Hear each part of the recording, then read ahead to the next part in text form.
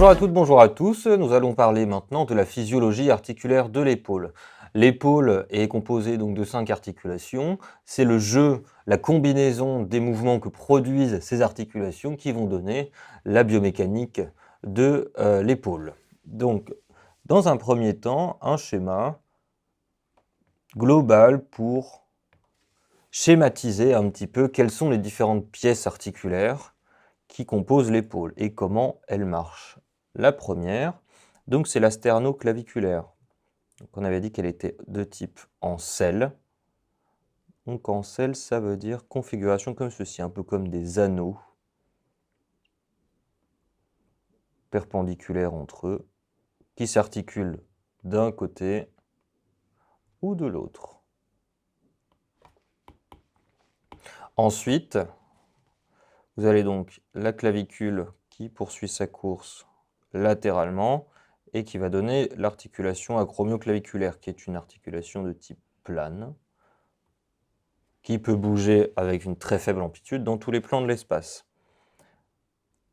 Là, vous avez l'acromion.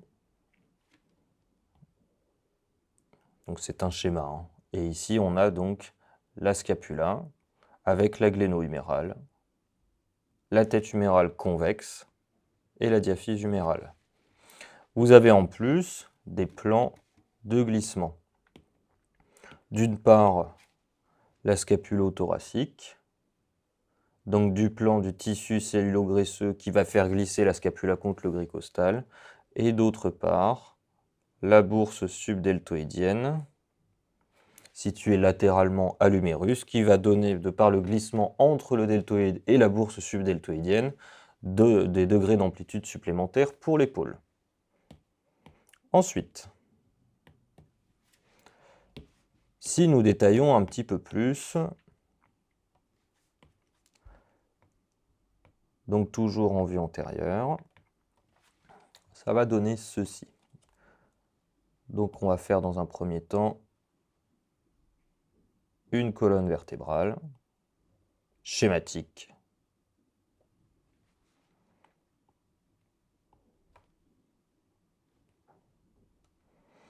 Ici, vous allez avoir T1. Ici, T2. Le manubrium sternal est à peu près en regard de T2, T3.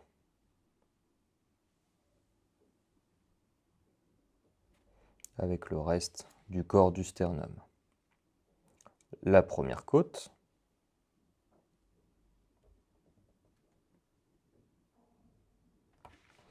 Avec la clavicule qui va passer en haut de la première côte.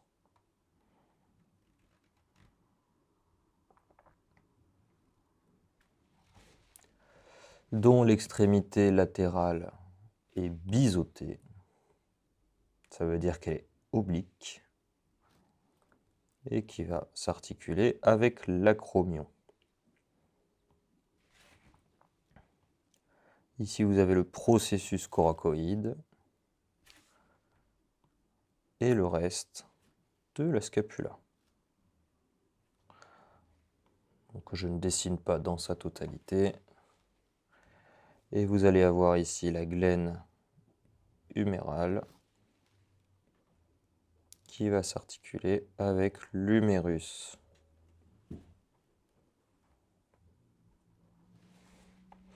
Les surfaces articulaires sont présentes à ces niveaux-là. Ici, gléno-humérale. Ici, acromioclaviculaire. Ici, sterno-costoclaviculaire.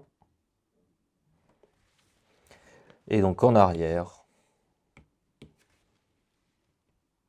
et en avant de la scapula, mais en arrière de la clavicule, le tissu cellulo-graisseux qui va faire glisser subscapulaire et dentelé antérieur contre le gris costal. Et ici, la subdeltoïdienne. Dans un premier temps, on va décrire la stabilité ligamentaire.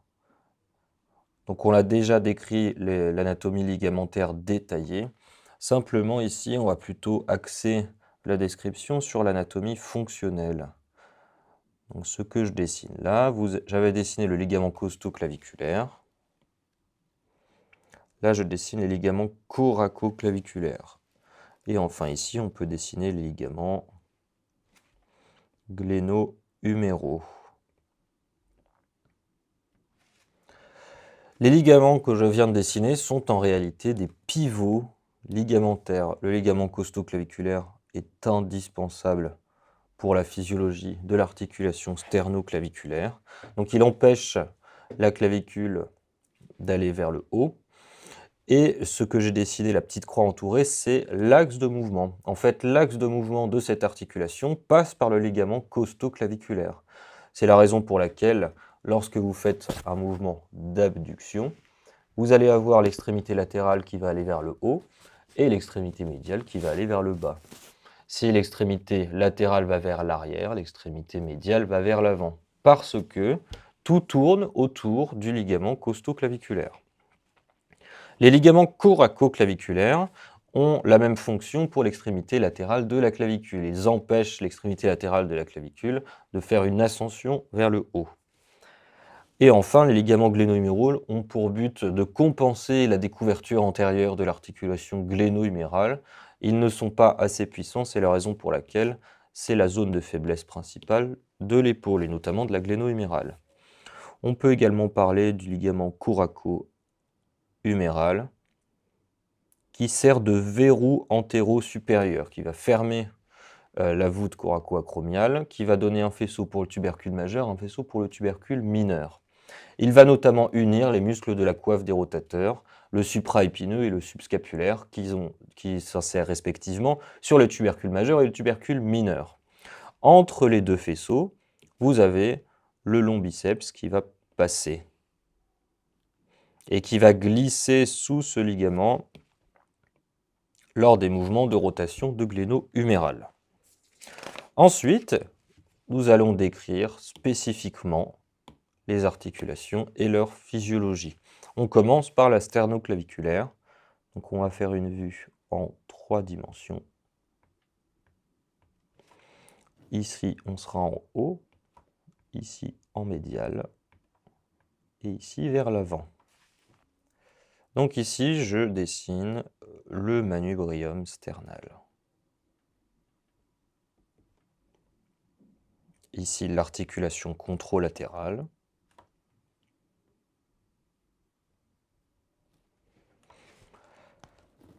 Donc la première côte, elle va aller ici, vers l'arrière, rejoindre la première vertèbre dorsale.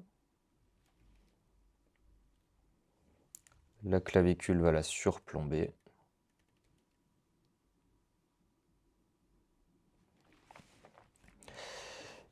On va dessiner également les autres structures anatomiques qui composent l'épaule, tout simplement parce que l'articulation sternoclaviculaire est tributaire des mouvements scapulaires.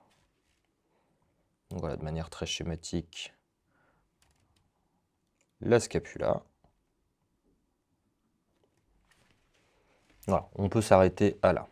Donc on a dit précédemment que le ligament costoclaviculaire était un pivot. Effectivement, les axes de mouvement passent par ce dernier. Donc cette articulation elle est capable de bouger d'avant en arrière et de haut en bas. Donc vous avez le disque articulaire qui lui donne des degrés de rotation axiale. On va en parler juste après. Si on devait le représenter, l'axe de rotation, il serait comme ceci. Premier cas de figure. Elle est capable, selon l'axe vertical, de bouger en rotation, antérieure ou postérieure. Selon l'axe antéro-postérieur, elle est capable de bouger en élévation-abaissement.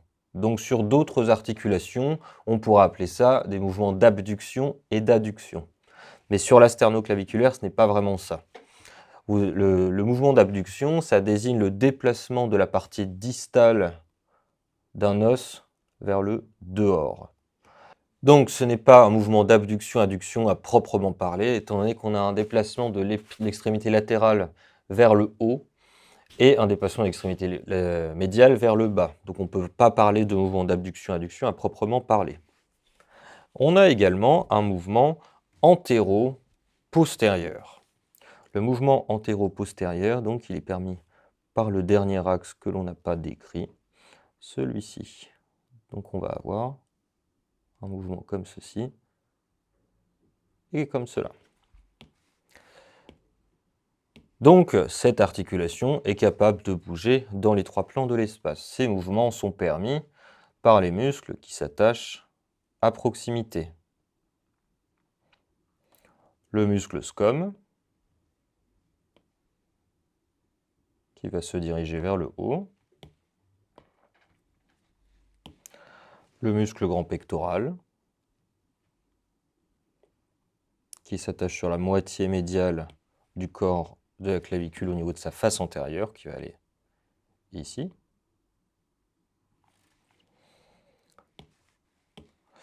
On va avoir également le deltoïde antérieur.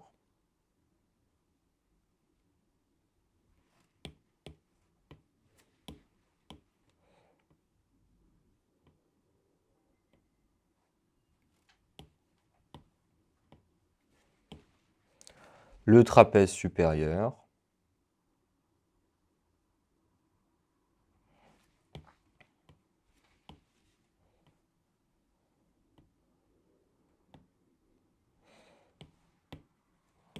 En bref, tous les muscles qui s'attachent au niveau de la clavicule. On peut également parler du muscle subclavier qui renforce l'action du ligament costo-claviculaire et qui sert à abaisser la clavicule, notamment lors du mouvement d'abduction. Je ne les schématiserai pas ici pour garder un peu de visibilité au niveau du dessin, mais les rhomboïdes notamment, qui s'attachent sur la partie postérieure de la scapula, vont avoir une action sur la clavicule et vont pouvoir l'amener vers l'avant, notamment si nous rapprochons la scapula de l'axe du corps, si on contracte les rhomboïdes, vous allez avoir l'épiphyse proximale de la clavicule qui va aller vers l'avant. Donc les muscles de l'articulation scapulo-thoracique vont avoir un impact sur cette articulation. Ensuite, nous passons à l'articulation acromioclaviculaire. Pour cela, on fait une vue antérieure.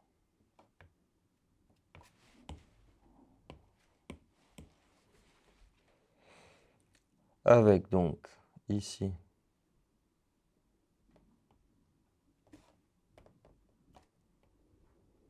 le manubrium sternal.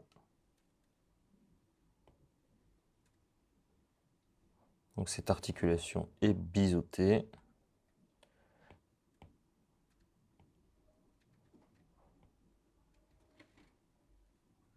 Et ici la scapula. Donc cette articulation, donc elle est plane, elle est capable de faire des mouvements de bâillement antéro-postérieur, de bâillement supéro-inférieur, également des petits mouvements de rotation.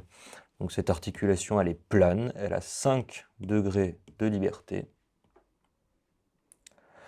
Elle est également tributaire des muscles de la scapulo-thoracique qui est stabilisée activement et capable de bouger notamment en rotation antérieure et postérieure grâce au muscle trapèze supérieur qui s'attache à proximité du cartilage. Même chose pour le muscle deltoïde antérieur.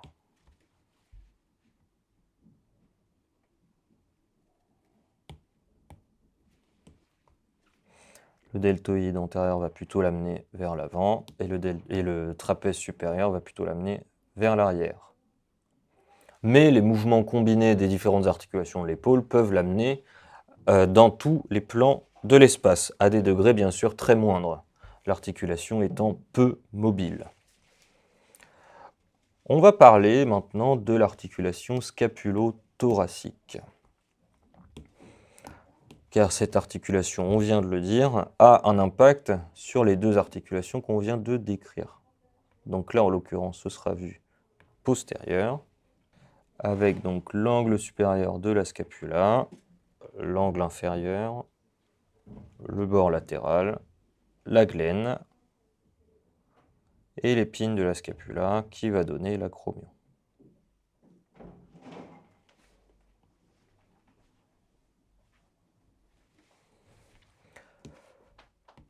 La scapula, donc l'articulation scapulo-thoracique, bouge surtout par des mouvements dits de sonnette. Ceci est une sonnette ancienne et les sonnettes avant bougeaient comme ceci. Elles faisaient des rotations de manière très rapide. Et bien la scapula fait un petit peu ce mouvement-là.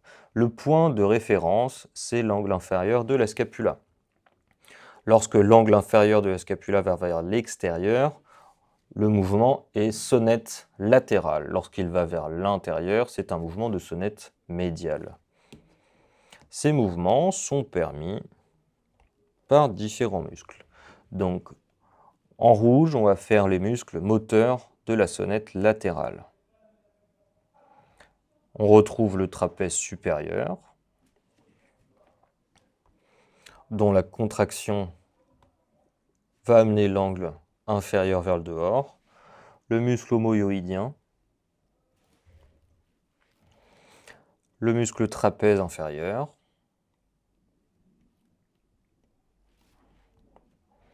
le muscle dentelé antérieur,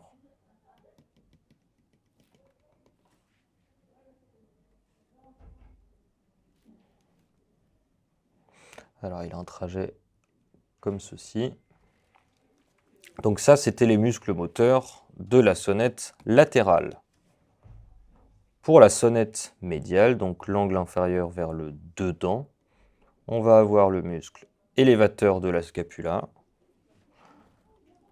et surtout les muscles rhomboïdes, donc petit rhomboïde ici, grand rhomboïde juste en dessous.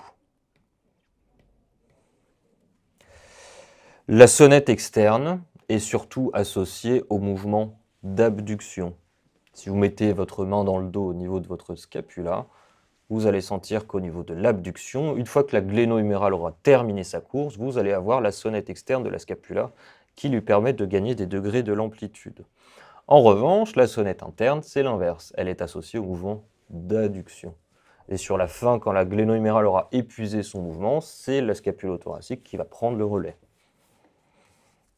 On a environ 60 degrés d'amplitude de sonnette externe et interne. Ensuite, on va pouvoir se concentrer sur l'articulation principale, la gléno-humérale, de type sphéroïde, donc qui est capable de bouger dans tous les plans de l'espace. On va décrire chacun de ces mouvements. Le premier, donc, c'est le mouvement de flexion-extension. Donc ici, on fait une vue latérale. Donc flexion-extension, ce sont des mouvements qui ont lieu dans un plan sagittal, selon un axe horizontal ou frontal. Donc ici, c'est la diaphyse humérale. L'axe passe par le centre de la tête humérale, donc qui est contenu dans la glène.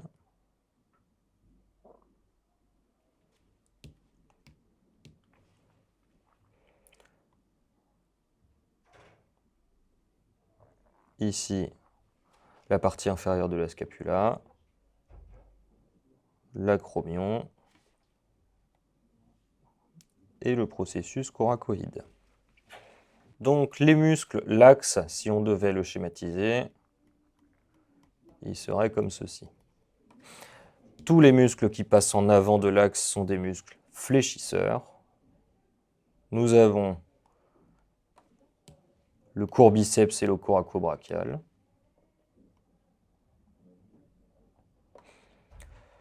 Le muscle deltoïde antérieur qui va partir de la clavicule.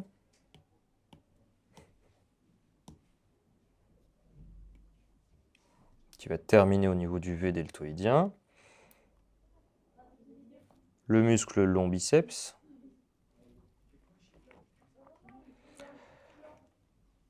Et là, alors on a également le muscle grand pectoral qui a une légère action de flexion. En arrière, nous avons les muscles extenseurs. le faisceau postérieur du deltoïde.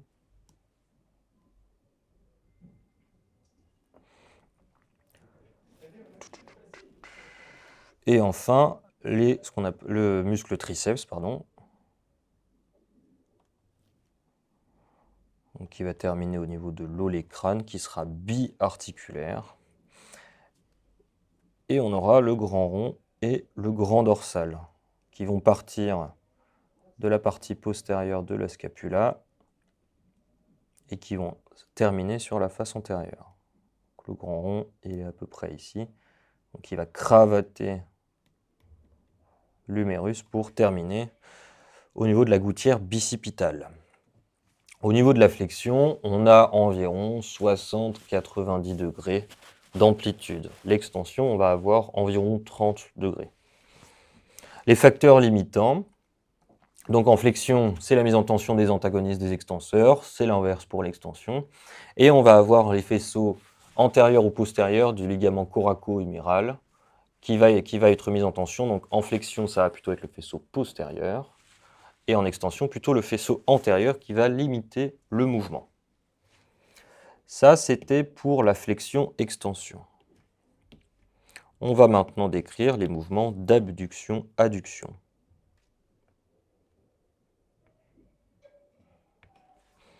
Avec une vue antérieure.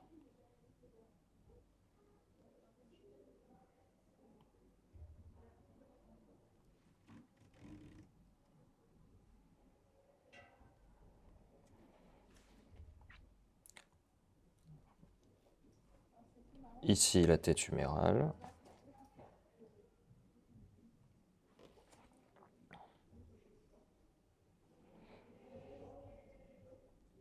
Avec l'acromion et la clavicule. Alors, j'ai pas fait le biseau de l'extrémité latérale. Si on veut être puriste, on le fait. Donc, les mouvements d'abduction-adduction ont lieu dans un plan frontal selon un axe antéro-postérieur qui passe par le centre de l'articulation. Si je devais schématiser l'axe, ça donnerait ceci. Les muscles qui passent en dedans sont adducteurs, les muscles qui passent en dehors sont abducteurs. Alors, les adducteurs, on a notamment le muscle grand pectoral qui part du gris costal et de la clavicule.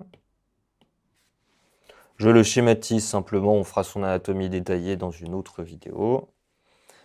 On va avoir le muscle coracobrachial qui va terminer ici. Et on a également les trois grands. Donc grand pectoral, on l'a dit. On a également grand rond et grand dorsal. On va les faire d'une autre couleur. Ils sont à peu près au même niveau que le grand pectoral. Ils sont situés médialement par rapport au grand pectoral. Le grand dorsal, il part du bassin de T6 à S5 en passant par l'angle inférieur de la scapula. Le grand rond, il part du bord latéral de la scapula. Les muscles abducteurs. Donc ici, on va avoir surtout le deltoïde faisceau moyen, l'abducteur principal, avec le supra-épineux. Ici. On va donc ici, au niveau de l'adduction, on a environ 30 degrés. Le facteur limitant, c'est lorsque le membre supérieur bute contre le tronc. Donc en général, pour le mesurer, on met un petit peu de flexion. Pour le mouvement d'abduction, ce sera plutôt environ 90 degrés de mouvement. Les antagonistes de l'abduction, les adducteurs, sont importants dans la physiologie de ce mouvement. Donc vous allez avoir d'une part la contraction du deltoïde avec son bras de levier très important qui va réduire dans un premier temps l'espace au niveau de la voûte coraco-acromiale. Et bien les adducteurs, de par leur contraction, vont abaisser la tête humérale et recentrer l'articulation. Donc les adducteurs sont très importants dans la biomécanique de l'épaule, autant que les abducteurs. Ça, c'était pour le mouvement d'abduction. Ensuite, on termine avec les mouvements de rotation. Donc ici, on sera en antérieur. On fait une vue supérieure cette fois. Avec le corps de la scapula, la tête humérale, avec tubercule majeur et mineur. Le plan est horizontal, l'axe est vertical, il passe par le centre de l'articulation. Ça va être un peu compliqué de le schématiser. Alors c'est très schématique, hein, il n'est pas vraiment oblique. Les muscles à l'extérieur, en latéral de l'axe, sont rotateurs externes. Ici, l'infraépineux. Le petit rond qui va démarrer un peu plus bas sur le bord latéral et qui va terminer au même endroit. On va avoir également le deltoïde postérieur qui va partir de l'épine de la scapula jusqu'au V deltoïdien. La rotation externe comprend environ 45 degrés d'amplitude, contrairement à la rotation interne qui en compte 90. C'est notamment lié à la prépondérance de ces muscles moteurs. On va avoir les trois grands. Donc ici, le grand rond qui va cravater l'humérus pour terminer partie médiale de la gouttière bicipitale. Le grand dorsal qui va partir de l'angle inférieur de la scapula qui va avoir sensiblement le même trajet. Le grand pectoral qui part du gris costal de la clavicule. Et on a également, très important, le muscle subscapulaire qui termine sur le tubercule mineur. Donc on a une prépondérance des muscles rotateurs internes par rapport aux muscles rotateurs externes. Lors de la rotation externe, donc vous allez avoir un roulement postérieur de la tête humérale qui sera compensé par un glissement antérieur. La rotation interne, c'est l'inverse. Roulement antérieur, et on va avoir en fin de mouvement un glissement postérieur. Donc c'est notamment ce mouvement de rotation externe qui va induire un glissement antérieur de la gléno-humérale et qui pourra être sujet, qui pourra provoquer des luxations de gléno-humérale en cas d'instabilité. Notamment les mouvements d'abduction ou rotation externe vont amener la tête humérale au plus proche de la partie antérieure de l'articulation et donc vont la rendre sujette à la luxation. Vous avez notamment un test médical pour tester l'instabilité de l'épaule qui s'appelle le cross-arm test, où vous avez du coup le bras en abduction et en rotation externe, et le but c'est d'appuyer sur la tête humérale en avant. Le test est positif si on a une appréhension du patient. Vous avez dans certains sports des sportifs qui se luxent la tête humérale comme ceci, en lançant un peu trop fort, avec une musculature qui n'est pas adaptée pour maintenir l'articulation, et bien la tête humérale est capable de sortir et de faire une luxation. Voilà pour la gléno-humérale. Il nous reste simplement à décrire une structure ou un type de structure. En même temps, on va justement parler de l'articulation subdeltoïdienne. Donc la gléno-humérale ne serait pas ce qu'elle est sans ses bourses synoviales. Alors on parle beaucoup de la subdeltoïdienne, mais on a beaucoup d'autres bourses synoviales qui assurent le glissement des tendons les uns par rapport aux autres et qui sont tout aussi importants. Donc les nocicepteurs sont majoritairement présents sur les bourses synoviales. Donc c'est elles qui sont notamment la cible des infiltrations. Ici la tête humérale avec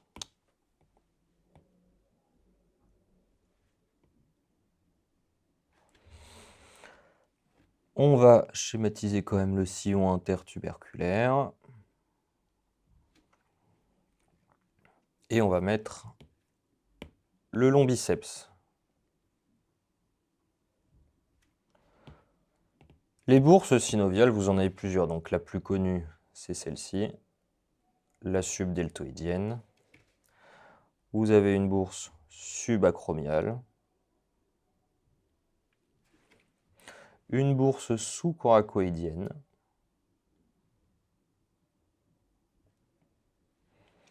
une bourse synoviale pour le subscapulaire. Et les trois grand pectoral, grand rond, grand dorsal, ont également des bourses synoviales. Donc, lors du mouvement d'abduction notamment, le deltoïde va glisser contre la bourse synoviale subdeltoïdienne et accorder une amplitude supplémentaire au complexe articulaire de l'épaule.